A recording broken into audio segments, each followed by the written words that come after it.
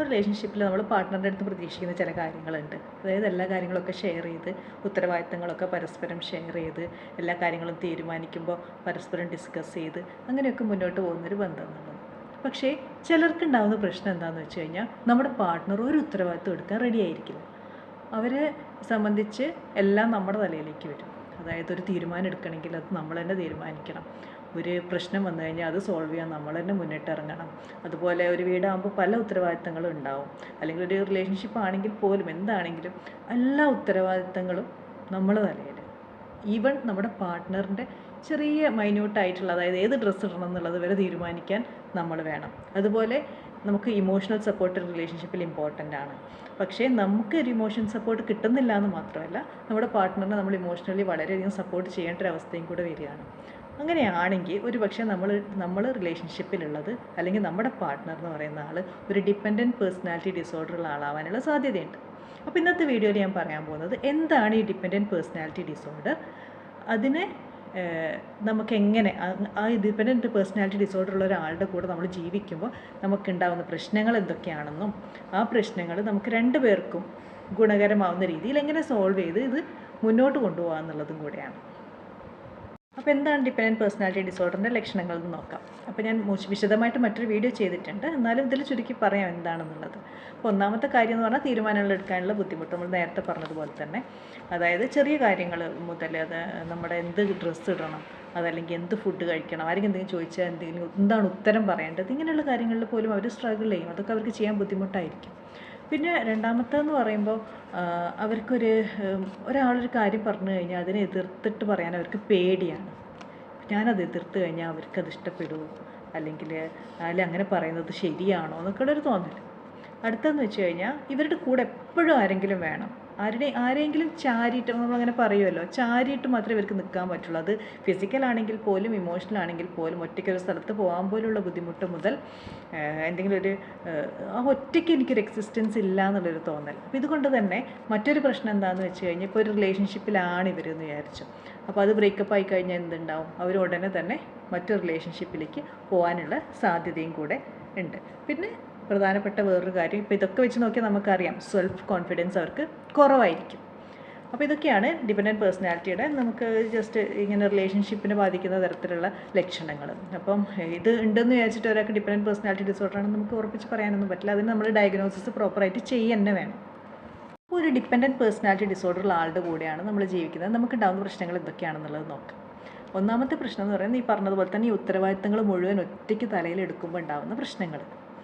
അതായത് എല്ലാ കാര്യങ്ങളും നമ്മൾ തന്നെ മാനേജ് ചെയ്യാൻ വേണം. അതേസമയം നമ്മുടെ പാർട്ട്ണറിനെ, ഒരു ചെറിയ കുട്ടീനെ എങ്ങനെ നമ്മൾ ടേക്ക് കെയർ ചെയ്ത് നോക്കുന്നത് പോലെ നമ്മൾ അത്രയും കെയർഫുള്ളായിട്ട് നമ്മൾ നോക്കുകയും വേണം.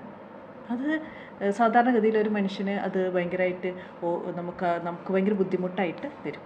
രണ്ടാമത്തെ കാര്യം എന്താണെന്ന് വെച്ചാൽ, നമ്മുടെ ഫ്രീഡം പോകും. അതായത് ഇപ്പോൾ നമുക്ക് നമ്മുടേതായിട്ടൊരു മീ ടൈം നമുക്ക് കിട്ടില്ല. കാരണം അതുപോലെ തന്നെ നമുക്കൊരു ഒറ്റയ്ക്കൊരു ട്രാവൽ ചെയ്യണമെന്ന് വിചാരിച്ചാൽ അത് പറ്റില്ല. നമ്മൾ ഫ്രണ്ട്സുമായിട്ടൊന്ന് സോഷ്യലൈസ് ചെയ്യണമെന്ന് വിചാരിച്ചാൽ അതും പറ്റില്ല. കാരണം ആ സമയത്ത് നമ്മുടെ പാർട്ട്ണർ നമ്മുടെ കൂടെ തന്നെ ഉണ്ടാവും ഒന്നുകിൽ, അതല്ലെങ്കിൽ നമ്മൾ അവരെ കൂടെ കൂട്ടിയില്ല എന്നുള്ള പേരിൽ നമുക്ക് വലിയ പ്രശ്നങ്ങൾ ഉണ്ടാക്കും. ഇനി അതല്ല അവരെ അറിയണ്ടെന്ന് വെച്ചിട്ട് അവരെ അറിയിക്കാതെ നമ്മൾ ചെയ്തു കഴിഞ്ഞാൽ നമുക്കത് ഗിൽറ്റാവും. കാരണം നമ്മൾ സ്നേഹിക്കുന്ന ഒരാളാകുമ്പോൾ തീർച്ചയായിട്ടും അവരെ അറിയിക്കാതെ ഒളിച്ചു വെച്ചൊരു കാര്യം ചെയ്യുമ്പോൾ നമുക്കത് മാനസികമായിട്ട് ബുദ്ധിമുട്ടുണ്ടാവും. അപ്പോൾ ഇങ്ങനെയുള്ള ഒരു നമ്മുടെ ഫ്രീഡത്തിൽ നമുക്കൊരു വലിയ പ്രശ്നം വരും. അടുത്തൊരു പ്രശ്നം എന്താണെന്ന് വെച്ച് കഴിഞ്ഞാൽ, ഒരു ഡിപ്പെൻഡൻറ്റ് പേഴ്സണാലിറ്റി ഡിസോർഡറുള്ള ആളുടെ കൂടെയാണ് നമ്മൾ ജീവിക്കുന്നതെങ്കിൽ വലിയ കോൺഫ്ലിക്റ്റുകളൊന്നും ഉണ്ടാവില്ല. അതായത് എന്തെങ്കിലും ഒരു പ്രശ്നം വരുമ്പോൾ അത് നമ്മളെ എതിർത്തിട്ട് അവരൊന്നും ചെയ്യേയില്ല. അവരെല്ലാം അങ്ങ് സമ്മതിക്കുകയും ചെയ്യും. അപ്പോൾ അങ്ങനെ വരുമ്പോൾ എന്താണെന്ന് വെച്ച് കഴിഞ്ഞാൽ, ശരിക്കും സംസാരിക്കേണ്ടതായിട്ടുള്ള, ഡിസ്കസ് ചെയ്യേണ്ടതായിട്ടുള്ള ചില വിഷയങ്ങൾ അഡ്രസ്സ് ചെയ്യപ്പെടാതെ പോകും. അപ്പോൾ അത് നമുക്ക് ചിലപ്പോൾ നമ്മുടെ ഉള്ളിൽ ഒരു ഫ്രസ്ട്രേഷൻ ബിൽഡപ്പ് ചെയ്യാൻ, കാരണം നമുക്ക് എന്തൊക്കെയോ, എല്ലാവർക്കും ഇമോഷൻസ് ഉണ്ട്. നമുക്ക് ഇമോഷൻസ് എക്സ്പ്രസ് ചെയ്യണം, നമ്മളത് റിലീസ് ചെയ്യണം. നമുക്കിപ്പോൾ എന്തായാലും സന്തോഷമാണെങ്കിലും സ്നേഹമാണെങ്കിലും ദുഃഖമാണെങ്കിലും എല്ലാം നമ്മളത് എക്സ്പ്രസ് ചെയ്യണമല്ലോ. അപ്പോൾ അത് എക്സ്പ്രസ് ചെയ്യാനുള്ള, നമുക്കൊരു കാര്യത്തിൽ ദേഷ്യം വന്നു കഴിഞ്ഞാൽ നമുക്കത് ദേഷ്യപ്പെടാനുള്ള ഒരു അവസരം അവിടെ കിട്ടില്ല. അപ്പോൾ അത് കാരണം നമ്മുടെ ഉള്ളിൽ അതൊരു സ്ട്രെസ്സായിട്ട് ബിൽഡപ്പ് ചെയ്യാനുള്ള സാധ്യതയുണ്ട്. അടുത്തതെന്ന് പറയുന്നത് ഇമോഷണൽ ഡ്രെയിനാണ്. അതായത് എന്ന് വെച്ചാൽ, ഇപ്പോൾ നമ്മുടെ പാർട്ട്ണറിൻ്റെ ഇമോഷണൽ നീഡ്സ് എല്ലാം നമ്മൾ ടേക്ക് കെയർ ചെയ്യണം. പക്ഷേ നമ്മുടെ ഇമോഷണൽ നീഡ്സിനൊന്നും അവിടെ ഒരു വാല്യൂം ഇല്ലാത്തൊരവസ്ഥ. അത് വരുമ്പോൾ, അത് വീണ്ടും വീണ്ടും റിപ്പീറ്റ് ചെയ്തിട്ട് വരുമ്പോൾ നമുക്കത് ഭയങ്കര ബുദ്ധിമുട്ടുണ്ടാവും. അതായത് എല്ലാം ഇങ്ങോട്ടൊന്നും കിട്ടുന്നില്ല. അപ്പോൾ അത് നമുക്ക് ഭയങ്കര ഇമോഷണലി ബേൺ ഔട്ട് ഉണ്ടാക്കുകയും ചെയ്യും. നമുക്ക് അത് ബുദ്ധിമുട്ടായിട്ട് വരും. കാരണം എല്ലാ റെസ്പോൺസിബിലിറ്റി എല്ലാം കൂടെ എടുക്കുമ്പോഴത്തേക്കും മെൻ്റലി നമ്മൾ വല്ലാതെ അങ്ങ് തളരാനും നമുക്ക് ആങ്സൈറ്റി, ഡിപ്രഷൻ പോലെയുള്ള കാര്യങ്ങളിലേക്ക് നമ്മൾ പോകാനുള്ള സാധ്യതയും കൂടെ അവിടെ ഉണ്ട്. അടുത്തതെന്ന് വെച്ച് കഴിഞ്ഞാൽ നമ്മളൊരു വല്ലാത്തൊരു ഡയലമയിൽ പെടും. അതായത് നമുക്ക് സ്പേസ് കിട്ടുന്നില്ല, എനിക്കെൻ്റെ മീ ടൈം കിട്ടുന്നില്ല എന്നുള്ള രീതിയിലുള്ള നമുക്ക് ഉണ്ടാകുന്ന ഒരു തരം ഒരു പ്രശ്നം ഉണ്ടല്ലോ നമുക്ക്. അപ്പോൾ നമുക്ക് പാർട്ട്ണറിനോട് ഒരു അകൽച്ച തോന്നാം. അപ്പോൾ അത് കാരണം നമുക്ക് എന്താവാം, നമുക്ക് ഗിൽറ്റ് വരാം. അയ്യോ ഞാനങ്ങനെ ചെയ്യാൻ പാടില്ലായിരുന്നു, അങ്ങനെ ആളെപ്പറ്റി ഞാനങ്ങനെ ചിന്തിക്കാൻ പാടില്ല. ആ രീതിയിൽ നമുക്കതിനെ ഗിൽറ്റും വരാനുള്ളൊരു സാധ്യതയുണ്ട്. ഇത് രണ്ടും കൂടെ വരുമ്പോൾ നമ്മുടെ ഉള്ളിലൊരു സംഘർഷം ഉണ്ടാവാനുള്ള ഒരു സാധ്യത അവിടെ വരുന്നുണ്ട്. അപ്പോൾ ഇതെല്ലാം കൂടെ വരുമ്പോൾ നമ്മൾ ആകെ ഒരു പ്രശ്നത്തിലാവും. അതായത് പുറത്തുള്ള ആളുകൾ നോക്കുമ്പോൾ എന്താ കാണുക, നമ്മൾ ഭയങ്കര പാർട്ട്ണറിനെ ഭയങ്കരമായിട്ട് സപ്പോർട്ട് ചെയ്യുന്ന ഒരാളായിട്ടും നീ ഭയങ്കര ഗ്രേറ്റാണ്, നീ ഇത്രയൊക്കെ ചെയ്ത് കൊടുക്കുന്നുണ്ടല്ലോ എന്നുള്ള രീതിയിലെ ആളുകൾ കാണുള്ളൂ അതിനെ. അപ്പോൾ അത് വരുമ്പോൾ പക്ഷെ ഉള്ളിൽ നമുക്ക് എന്തായിരിക്കും ഉണ്ടാവുക, ഇതൊക്കെ ഞാൻ ചെയ്യുന്നത് ശരിയാണ്, എവിടെയോ എന്തോ പ്രശ്നമുണ്ട്, എന്നാൽ എന്താണെന്ന് നമുക്ക് അങ്ങോട്ട് അത് സോൾവ് ചെയ്യാനും പറ്റുന്നില്ല, ഇതിനിപ്പോൾ എന്താ ചെയ്യാന്നുള്ളൊരു വിഷയം ഉണ്ടാവും. അപ്പോൾ നമുക്ക് ഇനി നോക്കാം എന്തൊക്കെയാണ് ഇതിന് നമുക്ക് ചെയ്യാൻ പറ്റുന്നത്. ഇത് ഒന്ന് നേരെയാക്കി കൊണ്ടുവരാൻ രണ്ടുപേർക്കും ഒരേപോലെ ലൈഫിൽ സന്തോഷം കിട്ടാൻ വേണ്ടിയിട്ട്, അല്ലെങ്കിൽ നമ്മളെ രണ്ടുപേർക്കിടെ ഒരു ഗ്രോത്തിന് വേണ്ടിയിട്ട് നമുക്ക് എന്ത് ചെയ്യാൻ പറ്റും എന്നുള്ളതാണ് ഇനി പറയാൻ പോകുന്നത്. ഫസ്റ്റ് വൺ എന്ന് പറയുന്നത് സാധാരണ പറയുന്ന പോലെ തന്നെ ബൗണ്ടറീസ് വെക്കുക എന്നുള്ളതാണ്. ബൗണ്ടറീസ് എന്ന് പറയുമ്പോൾ നമ്മളൊരു ഡിപ്പെൻഡൻറ്റ് പേഴ്സണാലിറ്റി ഡിസോർഡറുള്ള ആളുടെ കൂടെയാണ് ജീവിക്കുന്നതെങ്കിൽ നമ്മൾ വെക്കേണ്ട ബൗണ്ടറീസ് എന്താണെന്ന് വെച്ച് കഴിഞ്ഞാൽ, എല്ലാ പ്രാവശ്യവും അവർക്ക് വേണ്ടി തീരുമാനങ്ങൾ നമ്മൾ എടുക്കരുത്. അവരെ കൊണ്ട് തന്നെ തീരുമാനങ്ങൾ എടുപ്പിക്കണം. അത് നമുക്ക് പറഞ്ഞെടുപ്പിക്കാം. എന്ത് തീരുമാനം നമുക്ക്, പക്ഷെ നമ്മൾ അവരെ റീഅഷ്യൂർ ചെയ്യണം. അല്ലെങ്കിൽ നിങ്ങൾ എന്ത് തീരുമാനം എടുത്താലും അതിനെ ഞാൻ സപ്പോർട്ട് ചെയ്യും, അത് ഓക്കെയാണ്, അത് നല്ലതായിരിക്കും, എന്താണ് ശരിയെന്ന് തോന്നുന്നത് വെച്ചാൽ അത് തീരുമാനിക്കുക എന്ന് പറഞ്ഞിട്ട് അവരെ ആ ഡിസിഷൻ എടുക്കാനും അത് പ്രാവർത്തികമാക്കാനുള്ള സ്പേസ് നമ്മൾ കൊടുക്കണം. അതായത് നമ്മളെല്ലാം ചെയ്തു കൊടുക്കുന്നത് പതുക്കെ പതുക്കെ സ്റ്റോപ്പ് ചെയ്യാം. പിന്നെ നമുക്ക് ചെയ്യാൻ പറ്റുന്നത് എന്താണെന്ന് വെച്ച് കഴിഞ്ഞാൽ, അവരെ ആ ഒരു ഡിപ്പെൻഡൻസിയിൽ നിന്നും മാറ്റിയിട്ട് അവരെ നമുക്കൊരു സെൽഫ് കോൺഫിഡൻസ് ഉള്ള ആൾക്കാരായിട്ട് നമുക്ക് മാറ്റിയെടുക്കണം. അതിന് വേണ്ടിയിട്ട് അവരെ നമ്മൾ എന്തെങ്കിലും തെറാപ്പിക്ക് പോകാൻ വേണ്ടിയിട്ട് നമുക്ക് അവരെ നിർബന്ധിക്കാം. എന്തായാലും ഒരു തെറാപ്പി എടുക്കുക, ഒരു കൗൺസിലിംഗ് എന്തിനെങ്കിലും ഒന്ന് പോയിട്ട് അവരുടെ ആ ഒരു ഡിപ്പെൻഡൻസി മാറ്റിയിട്ട് അവരൊരു സെൽഫ് കോൺഫിഡൻ്റ് ആയിട്ടുള്ള ആൾക്കാരാക്കാൻ വേണ്ടിയിട്ടുള്ള കോഗ്നിറ്റീവ് ബിഹേവിയറൽ തെറാപ്പി ഒക്കെ ഉണ്ട്. അതൊക്കെ ചെയ്ത് കഴിഞ്ഞാൽ ആളുകൾ ആ സെൽഫ് കോൺഫിഡൻസ് ഇമ്പ്രൂവ് ചെയ്യാനൊക്കെ നല്ലതാണ്.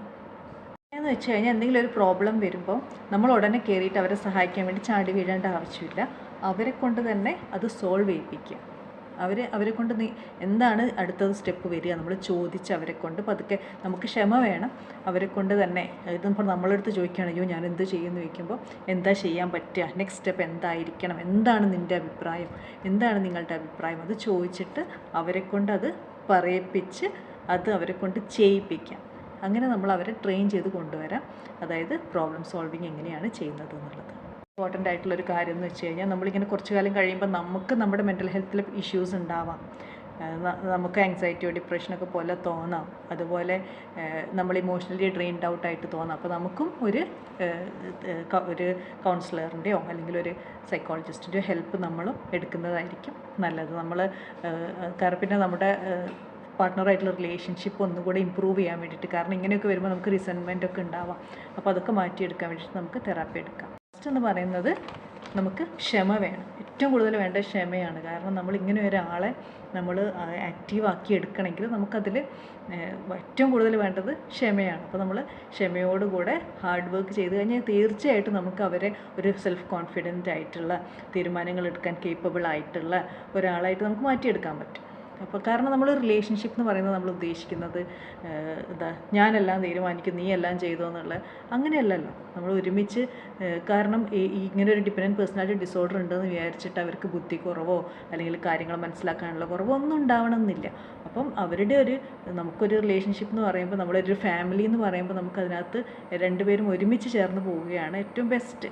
കാരണം എല്ലായ്പ്പോഴും നമുക്ക് വിചാരിക്കുന്നു, കാരണം നമുക്ക് അഭിപ്രായങ്ങൾ നമ്മൾ വിചാരിക്കുന്നത് മാത്രം ശരിയെന്ന് വെച്ചാൽ നമുക്ക് പോയാൽ ശരിയാവില്ലല്ലോ. അപ്പോൾ അഭിപ്രായങ്ങൾ മറ്റേ ആളുടെയും കൂടെ എടുത്ത് ഒരു സമവായത്തിലൂടെ മുന്നോട്ട് പോകുന്നതായിരിക്കും എപ്പോഴും നല്ലത്. അപ്പോൾ അതുകൊണ്ട് തന്നെ നമുക്ക് ശ്രമിച്ചു കഴിഞ്ഞാൽ ഒരു ഡിഫറെൻറ്റ് പേഴ്സണാലിറ്റി ഡിസോർഡർ ഉള്ള ഒരാളാണെങ്കിൽ പോലും അയാളെ സെൽഫ് കോൺഫിഡൻ്റ് ആയിട്ടുള്ള ഒരു വ്യക്തിയാക്കി മാറ്റി നമുക്ക് നമ്മുടെ ഫാമിലി ലൈഫ് നല്ല ഭംഗിയായിട്ട് മുന്നോട്ട് അതല്ലെങ്കിൽ റിലേഷൻഷിപ്പ് ആണെങ്കിൽ പോലും അത് നമുക്ക് ഈ കാരണം കൊണ്ട് തന്നെ നമ്മളൊരു നല്ല വ്യക്തിനെ നമ്മുടെ ജീവിതത്തിൽ നിന്ന് ഒഴിവാക്കി കളയേണ്ട ആവശ്യമില്ല.